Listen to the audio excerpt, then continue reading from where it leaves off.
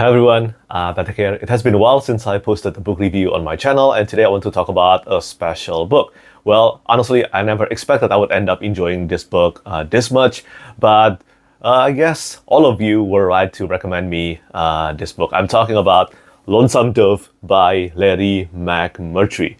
Now, this is a Western, and I have been quite vocal about my opinion in general about how much I dislike Western setting stories. And this is not exclusive to books. I thought I was done with reading Western setting stories, and Lonesome Dove just proved me wrong by becoming the best Western book that I have ever read. This is the best Western novel that I have ever read to this day, even better than Red Country by Joe Abercrombie, who is one of my favorite authors of all time. But anyway, back to my point here. Based on my past experience, whether it's movies, video games, or books, most of the time they don't click too well with me. There is something about Western setting, about all the deserts, all the orange, and also the heat. They just don't click with me as much as I hope. There has been some special series like the Wild Arms video game franchise. I absolutely love that video game franchise, especially Wild Arms, the first game. The first two games, I guess, Wild Arms 1 and also Wild Arms 2.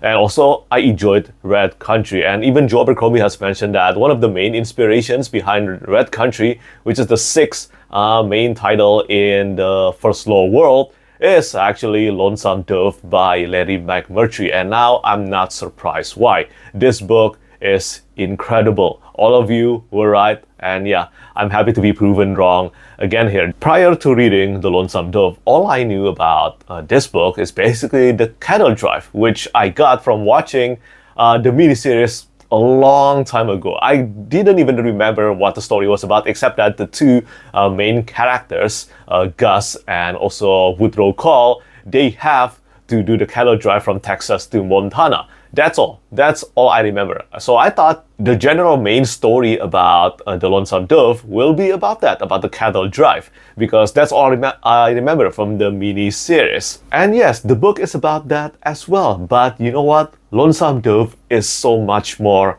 than that. There is so much to this book. It is basically journey before destination. That's what I can say and what I felt when I was reading Lonesome Dove. Before we get to talk about all the greatness though, I just want to mention one part that I dislike. And yes, this is initially, I actually thought that, you know what, this is why I think this book won't be for me. Because even though part one of the book, it is well written, there is no doubt that the characterizations, the dialogues and all that were straight up on point from the beginning of the book. But I felt that the first 200 pages, about 200 pages of the book, just spend too much time about who gets to poke or spend a night with Lorena. It's just too long for its own good, in my opinion. But even despite that, and somehow this part that actually did not click with me, somehow elevate the later parts of the book. And yeah, once we reach the part 2, once the cattle drive from Texas to Montana begins, everything was just absolutely magnificent. I always say this, when I read an awesome or special historical fiction novel or series, I will always go down the rabbit hole of researching. After I'm done with reading the book, of researching what inspired this particular story, what inspired this particular novel. That has happened several times, like The Pillars of the Earth by Ken Follett, and now Lonesome Dove by Larry McMurtry. I mean, this is insane. We're talking about cattle drive from Texas to Montana.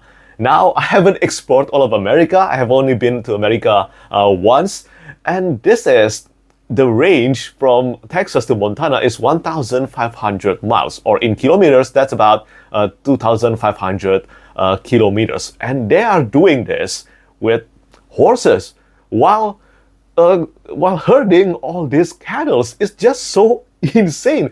I really thought that this was impossible, this was fictional, but no, this is based on a real story, real history.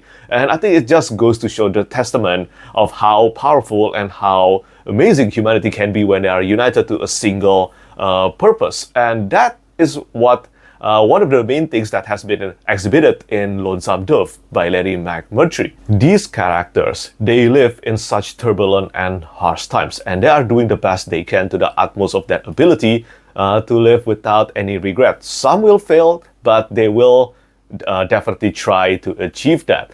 Now, when we're talking about Lonesome Dove, I think it is easy to fall into saying that this book is about the cattle drive from Texas to Montana. But as I said, this book is so much more than that. And I think if we approach this book, Lonesome Dove, thinking that this would be an action-oriented novel with a lot of, I don't know, chase sequence or maybe killing and all that, I think people will be disappointed. This is a huge book. It's 370,000 words long and almost 1,000 pages long. And what is more amazing about this is that once I reach part 2, as I said, that's about 200 pages into the book, there is no dull moment at all. Just all of them talking, the characters talking, even those parts were just so compelling.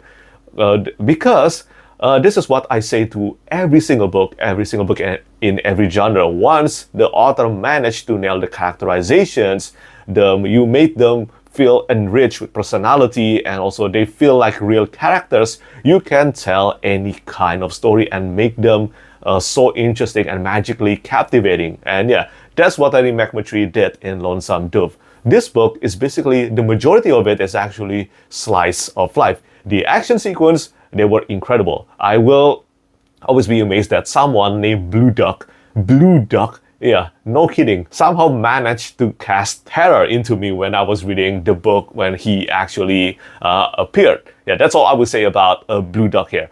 But again, somehow the best part of Lonesome Dove is not the actions, it's not all the tragedy. I mean, the tragedy and also the harsh events definitely affected me, but all of it, I think, what matters most here is the slice of life moments, the interaction between the characters, what their motivations were. Augustus McRae, Woodrow Cole, Lorena, and also there are so many characters here. And somehow Larry McMurtry managed to make them so real. They are so real. I can still remember all their personality. And if we want to dissect each one of them and write an essay about them, it is possible. The depth of these characters is just insane. I was just so emotionally attached to the characters and also the narrative that even when the story was told from the perspective of a character that I dislike, I still can't help but want to flip the pages. I think that's a sign of a great book. Though, to be honest, from my perspective, I don't need to read a character I love to enjoy a particular book. I just need to be invested in the story, and that's what happened here. The importance of writing and enriching your characters cannot be overestimated. It is just so important,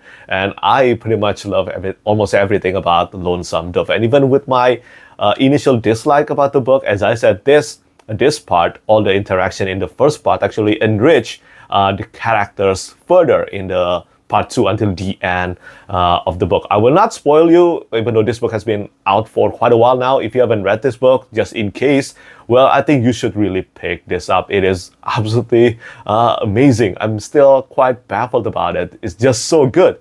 I thought I was going to read only, you know what, I will read Lonesome Dove. It is the most popular installment in the series. It was originally, as far as I know, only one book as a standalone novel. That's it, but it has become a quartet. And the next book after this one, publication-wise, is a sequel. I think a standalone sequel to Lonesome Dove. And then after that, we go back to the beginning. The third and the fourth book in the series will be the prequel to Lonesome Dove, telling the story of Hat Creek Company when they were still young. That's all I know based on my research. I haven't read about them yet.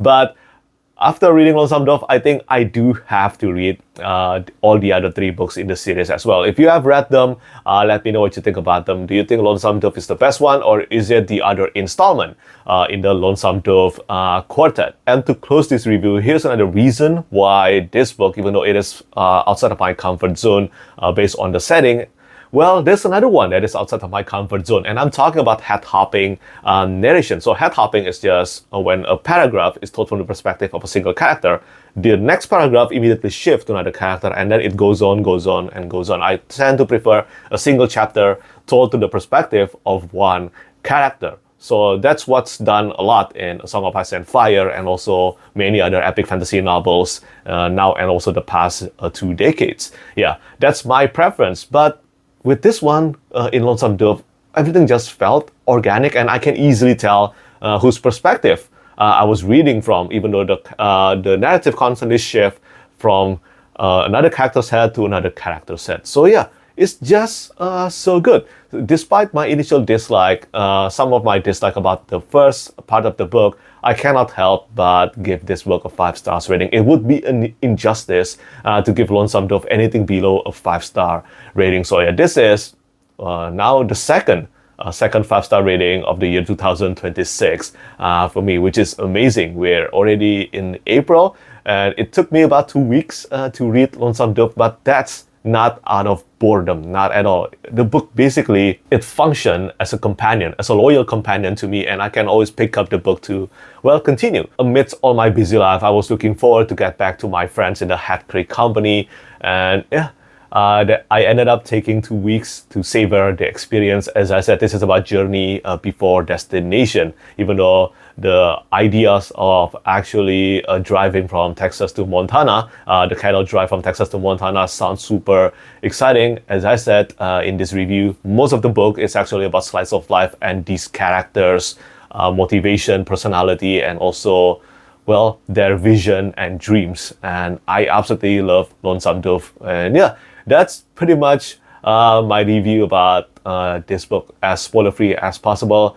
But to really end this review, this is truly an American classic. Hands down, one of the true great American classic. And although this book has been published for a long time, as Gus said, the older the violin, the sweeter the music. If you have read Lonesome Dove, let me know what you think about the book. And once again, do tell me which one is your favorite book in the entire series. If you haven't read this one, pick it up. It is amazing. You won't even feel like it's 900 pages long. It's just something that feels kind of sweet, even despite all the tragics, to savor and read. Yeah, I just love this one. And I think that's pretty much it from me today. And I will be back with another video really soon. As always, thank you so much for watching, and thank you for your support. Bye-bye. Lastly, I want to say thank you so much once again to all my patrons who keep on supporting me.